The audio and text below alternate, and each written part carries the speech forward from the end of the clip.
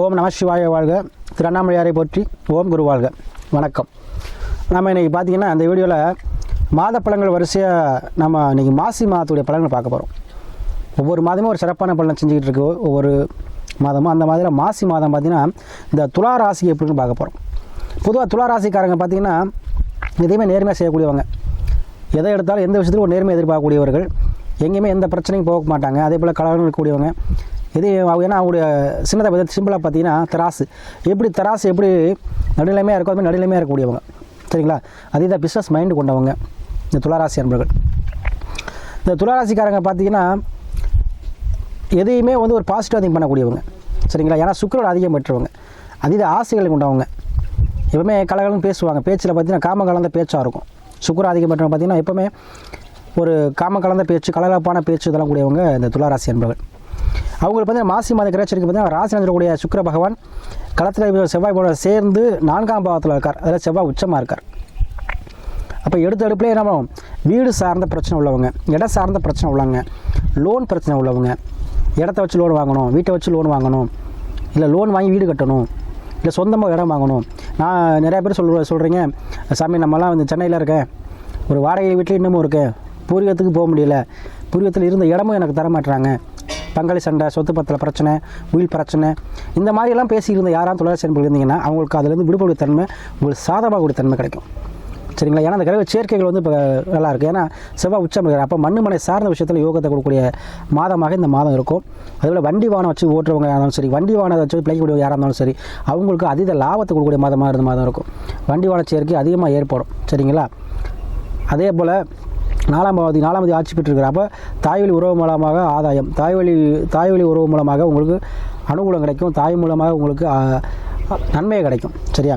அதே போல் உங்களுக்கு பார்த்திங்கன்னா 5ஆம் பாவத்தில் சனி, சூரியன் ப்ளஸ் புதன்.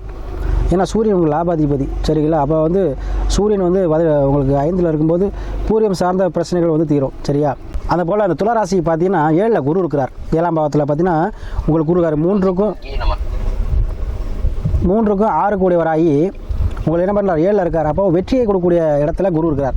அப்போ உங்களுக்கு யாரோ ஒரு மூலமாக, ஒரு குரு ஸ்தானத்தில் உள்ள மூலமாக, ஒரு மதிப்புமிக்க ஒரு மூலமாக, ஒரு தலைவரோ, ஒரு பஞ்சாயத்து தலைவரோ, இல்லை ஏதோ ஊரில் ஒரு பெரிய மனுஷன் அவங்க மூலமாக உங்களுக்கு நல்லது செய்யப்போம், நல்லது நடக்கும். சரிங்களா? அப்போ வெற்றியின் பாவத்தில் குரு இருக்கிற அப்போ உங்களுக்கு தொழிலில் இருந்த பிரச்சனைகள் தீரும், பார்ட்னர்ஷிப்பில் அந்த பிரச்சனை தீரும், தொழில் ரீதியான அந்த முடக்கங்கள் உங்களுக்கு நல்லா இருக்குங்க.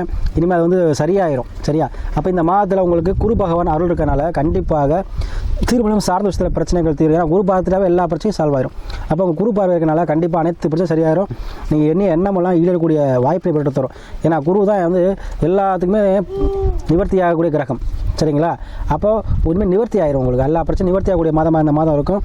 அதே போல் 6ல் சந்திரன், கண்டிப்பாக 6ல் குரு ராகு ப்ளஸ் சந்திரன். தொடக்க ஆரம்ப காலத்திலே ராகு ப்ளஸ் சந்திரன்றனால வெளியூர், வெளிநாடு, வெளிமாநிலம் சொல்லக்கூடிய அன்பர்கள் யாராக இருந்தாலும் வெளிநாடுகளுக்கு கண்டிப்பாக செல்வீங்க. அதற்கு உண்டான விசா பிரச்சனையாக இருந்தாலும் சரி, இல்லை பர்மிட் பிரச்சனையாக இருந்தாலும் சரி, எந்த பிரச்சனைனாலும் இல்லை பண காசு பிரச்சனை இருந்தாலும் சரி, எல்லா தடையும் நீங்கள் உங்களுக்கு விளையாட போகிற அமைப்பு கண்டிப்பாக உண்டுங்க. அதே போல் அரசு சம்மந்தப்பட்ட விஷயத்தில் பிரச்சனை, அரசு சார்ந்த விஷயத்தில் பிரச்சனை, பூர்வீகத்தில் தந்தை தாய் சொத்தில் பிரச்சனை, இந்த மாதிரி பிரச்சனையாக இருக்குது சாமி, எனக்கு என்னதான் பண்ணுறதுன்னு தெரிலங்களுக்கு அந்த பிரச்சனைக்கு தீர்வு கிடச்சிரும் இந்த மாதம். சரியா? அப்போ இந்த துளாராசி என்பவர்களுக்கு இந்த மாதத்தில் அனைத்து விதத்திலுமே உங்களுக்கு நன்மை செல்லக்கூடிய மாதமாக இருக்கும். அதுபோல் நிறையா பேர் துளாராசி என்பவர்கள் எனக்கு ஜாதகம் அனுப்பி நிறைய ஆதரவு தர்றீங்க.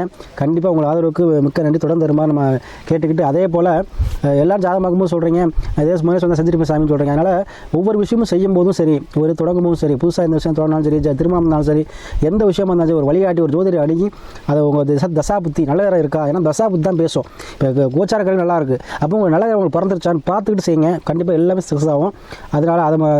அதனால் சரிங்களா? இந்த மாதத்தில் உங்களுக்கு அனைத்திலும் வெற்றி கொடுக்கிற மாதமாக இந்த மாதம் அமைதி அதை பயன்படுத்திக்கங்க.